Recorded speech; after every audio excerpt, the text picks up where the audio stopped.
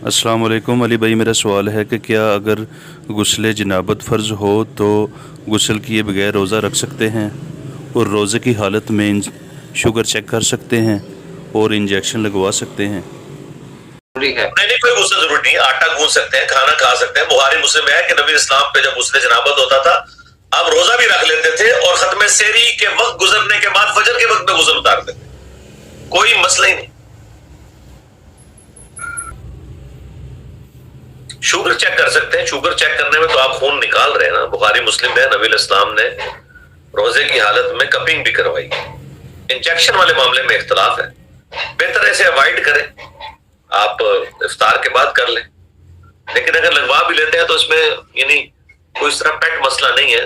लेकिन मेरा तो अपना मौक़िफ़ है कि रोजे में नहीं लगवाना चाहिए, क्योंकि वो बुखारी में मौजूद है। इब्न अब्बास कहते हैं कि रोजा जिस्म में किसी चीज को दाखिल करने से टूटता है, निकालने से नहीं टूटता। लेकिन बाकी लोग उसकी तावील करते हैं। दाखिल से मुराद है खुराक की नाली से दाखिल करना। अगर गोश्त में या वेन में करता है तो उसमें नहीं आता।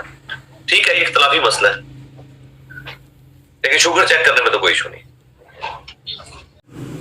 अपने सवालात के जवाबात कुरान और हदीस की रोशनी में हासिल करने के लिए हमारे चैनल को सब्सक्राइब करें।